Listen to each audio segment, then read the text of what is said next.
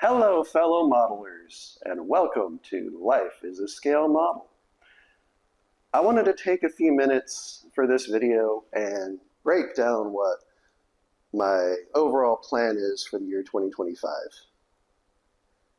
When I envisioned this channel, the idea was that I would be learning a lot on my own about how to improve my scale modeling skills, and I want to be able to share that with you guys. But the real catalyst for this channel is I needed motivation to finally start a project that I've just been sitting on for about 20 years. Because procrastination. So let me give just a quick background of where the project kind of materialized from and what we're going to be trying to accomplish over the course of 2025 in completing this project finally.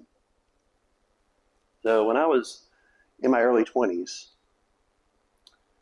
I got this vision in my mind of having a really nice display of all the hero Star Trek ships that I could show off to my friends or just enjoy looking at myself. I was once told I'd make a very good museum curator just because I like to put things on display, point them out to people, tell them all about it, things like that.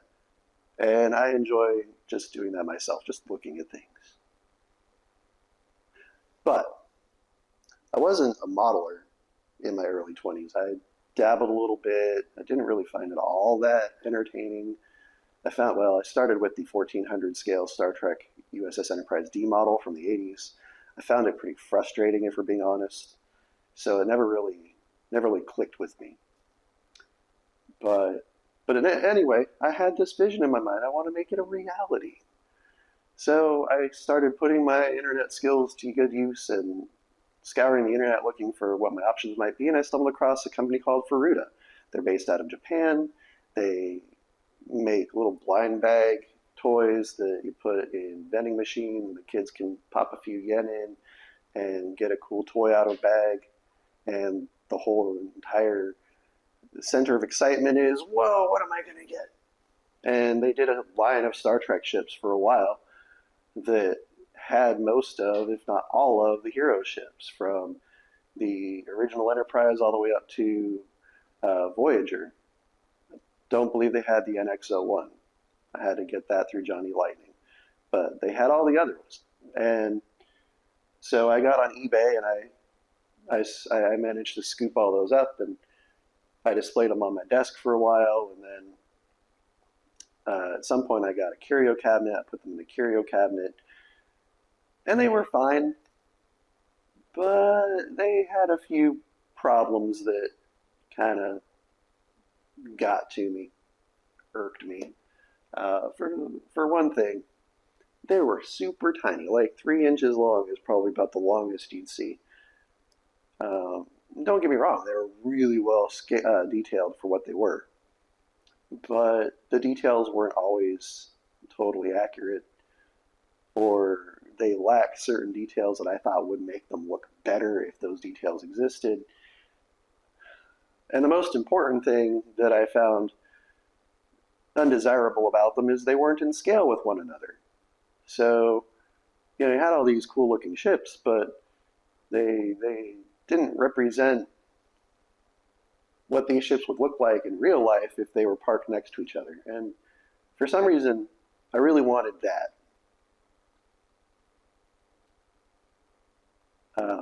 Several years after I had accumulated the Furuta models, I got into miniature wargaming, and having built some basic modeling and painting skills that way, I thought, well, maybe I can make these more accurate myself. And so I started tinkering with a few of them, trying to paint in more detail and things like that, and it kind of turned out terribly, and I ended up wrecking a few of them. But you live, you learn, right? Fortunately, Eaglemoss came to my rescue, and in 2000 something or other, they started what they called the Starships Collection, Star Trek Starships Collection. So I got super excited about that, and I subscribed before the line even started production. And over the years, I collected all of the hero ships from the NX-01 all the way up through Voyager. And the detail on those figures is much better than what the Furuta figures had, mostly on account of the figures are actually bigger than the Furuta figures. And I was really pleased with the level of detail that existed on those figures as opposed to the Furuta figures. Still just one big problem for me, and that is they weren't in scale with one another. They were all manufactured to be about 5-6 inches long. It was about the same time that the Starship collection started that my family and I moved into a place where I had a lot more room to do my miniature wargaming stuff. And so I put together a nice bench to build and paint, and I had a big table to play on, and had a whole bunch of extra space besides that to dedicate to whatever I felt like doing. And it dawned on me at that point that perhaps it was time to stretch myself a little bit and take a plunge into quote unquote real model building. I'd done a little bit up to that point, building 1/144 scale airplanes for my wargaming purposes, and I'd found that pretty enjoyable. I'd tinkered with and dabbled with like printing off custom decals and things like that, and so I felt pretty equipped to take that next step. And so I did. I went to my local hobby town and I started rifling through their massive stacks of sci-fi fantasy models, and I came across this guy. Now this is marketed as the 1/2500 scale Cadet Series kit, or line, as I would find out later. And as you can see from the box art, it's got the original Enterprise, the refit Enterprise, and the Enterprise B. And it touts how it's got wallpaper decals that include Aztec paneling, and it says on the back that they're small in size but big on detail, and that just sounded like exactly what I've been looking for the entire time. And I was super excited. And it finally solved the most important issue for me, which was that they're in scale with each other. It's great. And so I started with this one, and I went home and I immediately started building and taking notes as I built so that I could improve upon my skills later. And I think I built a few of these little models maybe 2 or 3 times, just trying to iterate through and improve how I build them and figure out ways to get better detail and better results. And I eventually found the Enterprise C and the Enterprise D and the Enterprise E, and boy, I couldn't have been happier. I was just a happy little clam. In fact, I've got a couple of those right here. We'll talk about those later, maybe. Maybe not. Change my mind. So yeah, we've got the Enterprise D and the Enterprise E, and I had an Enterprise C, but I threw away the box after I built it. But to me, this is great. I had actually explored the possibility of using AMT models to build what I was colloquially referring to as my wall of ships display. But the main problem I had with that is the bigger scale models, the newer ships, TNG and newer, come in 1400 scale, and the older ships, the TOS and motion picture era stuff, come in 1/1000 scale. And when you're dealing with ratios of scale, a little change in numbers can mean a big difference in real world size comparison. And I really wanted everything to be in scale with each other. And as I started diving into the history of this line, I started realizing, wow, I've been sheltered, because these little 2500 scale kits actually have been around for quite some time. In fact, the first set released right alongside the 1400 scale Enterprise D back in 1988. It included the Enterprise D and the Refit Enterprise and the TOS Enterprise, which at the time were the only canonical Enterprises that we'd ever seen. In 1996, when First Contact came out, AMT released a follow-up set that had the Enterprise C and the Enterprise B and the Enterprise E, all from Next Generation, and so they kept it pretty current throughout the years. And then, of course, in 2013, they started with these Cadet Series kits, and they really branched out and built up the line quite a bit when they committed to the Cadet Series. Over the years, we got a TOS set that had some adversarial ships like the Klingon ship and the Romulan Warbird, and then we got a motion picture era set that has the Reliant and the Katinga and the Refit Enterprise. And much to my joy, we eventually even got a Deep Space Nine set that comes with a Galore class ship and the Saratoga and the Defiant, which was great for me because, remember, I wanted to get all the hero ships. And so I started researching and looking at modeling videos and tutorial videos, trying to come up with new ideas that I could apply to this. And in the meantime, Round 2 AMT did me a huge favor. In 2014, 2015, somewhere right around the 50th, they released this massive Enterprise set. And as you can see from the box art, this thing has all the Enterprises from the NX-01 to the Enterprise E. It was the first time that we got the NX-01, and that blew me away. Super excited. Pre-ordered it as soon as I heard about it, and couldn't have been happier that I got it.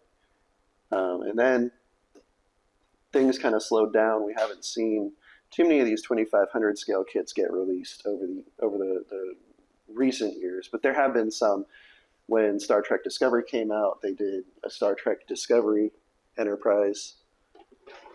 And then just last year, we got the Allies and Adversaries set, which, again, I pre-ordered because it comes with the Refit NX-01, which I hadn't considered putting in my collection because it wasn't canonical at the time, but Card Season 3 canonized it. So, Round 2, AMT really hooking us fans up with the 2500 scale stuff. But over the years, trying to figure out where to find great information for building these things and getting the most out of them, I really came up empty and found myself hitting a lot of dead ends, because I think a lot of more experienced modelers look at these things and they're like, oh, those are for beginners. You know, they're advertised as, yeah, just snap them together, and they come molded in the proper color plastic. So all you have to do is snap them together and then put the decals on them, and you've got something that looks, you know, amazing, like this and like this. And I tried that route the first time I built them, and it turned out awful, at least by my standards. I mean, if you don't have that much skill, then yeah, they're fine. You can just put them together and put the decals on them, and if you're fine with the way they look at that point, then more power to you. But as with anything in life, what you put into a project is what you get out of a project. And if you just slapdash them together and throw the decals on them, they're going to look like you just slapdashed them together and put the decals on them. And that wasn't what I was going for. I eventually want to display these very nicely on a piece of furniture that has underlighting with master system displays of each ship and a little historical information about each ship. And I didn't want something that looked cheap or haphazardly put together to accompany this this giant uh, over-the-top display that I have envisioned in my mind. And so hence spending years researching and trying to figure out how to make these ships look their best. And seeing that that didn't really exist, that kind of motivated me to do this series in the first place. That's where we're at. I want to get this project done, and I feel like I finally have the means to do so. I even, through my years of rooting around the internet, I found a garage kit of the USS Voyager in 2500 scale, and I had a Facebook buddy of mine print off the Enterprise F in 1/2500 scale with his 3D printer. There exists a lot of resources to do a project like this now that I've managed to discover and take advantage of. And on top of that, for you, my fellow modeler, I wanted to put together a series of definitive building tutorials for these amazing little 1/2500 scale Cadet Series kits, so that whether you're a beginner or an experienced modeler who's been modeling for decades, you could have a resource that could help you find the information that I had to work so hard to get over the course of years. And so here we are. We're going to do what I have been calling Project 2500. We've got a laundry list of 1/2500 scale models that we're going to build this year, starting with the NX-01 and culminating in a true 1/2500 scale Deep Space Nine. We're going to learn a little bit about graphic arts as we tackle trying to make our own LCARS displays for our starships. And we're also probably going to learn a little bit of carpentry, maybe. Cross your fingers if we can get all these done before the end of the year, as we try to build that piece of furniture that I envision displaying these things on. So it's going to be an exciting and wild year of scale modeling. And I highly recommend that you stick around and check back frequently to see if we've got any videos up, because I'm hoping that I can get videos up in pretty rapid succession. And by the end of it, we're going to have I'm going to have a channel of definitive 1/2500 scale Cadet Series tutorial builds for you. So stick around, give this video a like. If you like what you saw, subscribe to the channel, tell your friends. And until we meet again in our next video, be safe and happy modeling.